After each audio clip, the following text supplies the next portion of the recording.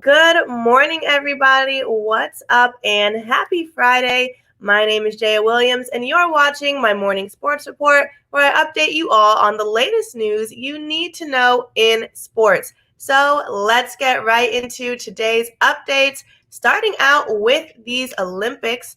Unfortunately, Team USA's Connor Fields had a horrific bike crash in the BMX semifinals. He was taken off on a stretcher and obviously was unable to race after this terrible accident, but thankfully he is awake and in recovery.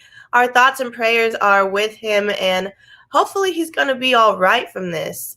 But on a more positive note, Suni Lee jumped in and won the gold for the all-around in gymnastics. So big congratulations to her, especially since she was the one kind of stepping in and supporting Simone Biles. As we all know, Simone Biles dropped out due to mental health issues. And Suni is now the 6th American woman to win the all-around gold. So super exciting stuff for her. She's also now committed to Auburn is going to be taking advantage of some of those NIL rules after her amazing performance. So I love to see that, especially after all the news surrounding Simone Biles. It's great that Team USA still had some support. Moving on to the NBA, of course, as we all know, the draft was last night, and to nobody's surprise, the Detroit Pistons selected Cade Cunningham as the number 1 pick. So all eyes was on who's number 2. We have Jalen Green to the Houston Rockets, and Evan Mobley was the number 3 pick. He's headed to the Cleveland Cavaliers. No surprises here. Congratulations to our top 3 draft pick. The draft was also pretty much a fashion show at the same time. Let me know what outfits you think were the best. I really like seeing all these people dressed up.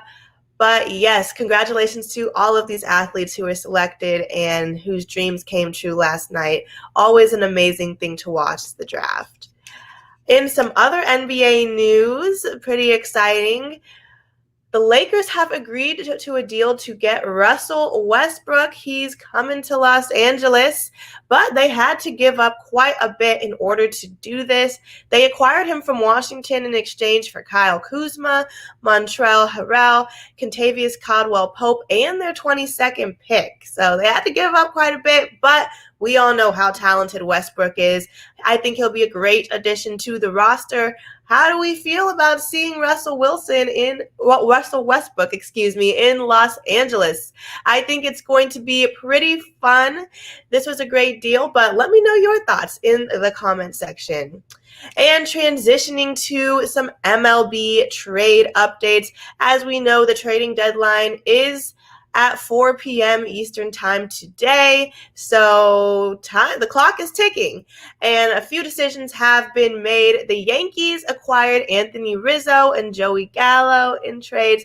The Boston Red Sox acquired Kyle Schwarber in a trade with the Nationals, and the LA Dodgers are also finalizing a trade for Scherzer and Turner. So a lot going on. Let me know what trades you would like to see and which trades you're happy about. How do we feel about Anthony Rizzo and Joey Gallo going to the Yankees? But moving on to a little bit of UFC news. Obviously, I told you yesterday there was a lot of people testing positive for COVID in the Olympics, in the MLB. I know the Washington Nationals are having issues, and the UFC is not an exception to that. Amanda Nunes tested positive for the virus. They had a bantamweight title fight scheduled against her and Julia Hanna set for August 7th. It's now called off as she does have to quarantine for 2 weeks. The UFC is planning to reschedule once her quarantine is over and she's healthy again. And moving on to the NCAA, it is pretty much official. The SEC has unanimously voted to invite Texas and Oklahoma to the SEC. So now the schools just have to accept the invitation, which obviously I assume they will. And all we'll take after that is $76 million each to make this this merger official. What do you think this will mean for the future of the NCAA? A lot of people are kind of thinking about what this is going to mean long term. Some people are even saying the ACC should approach the SEC about a merger and kind of take advantage of some of these natural rivalries. And I mean, the options are really endless. Let me know what you guys think. Is this a smart move for Texas and Oklahoma?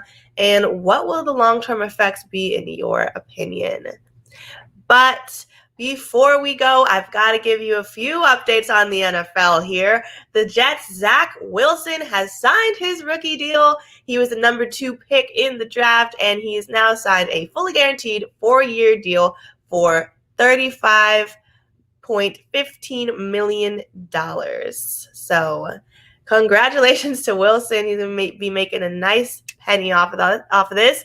And the Cowboys' Dak Prescott, it was announced that he's not going to be throwing for a few days. He's continuing to work through that shoulder injuries, so they're kind of wanting to take it slow with him.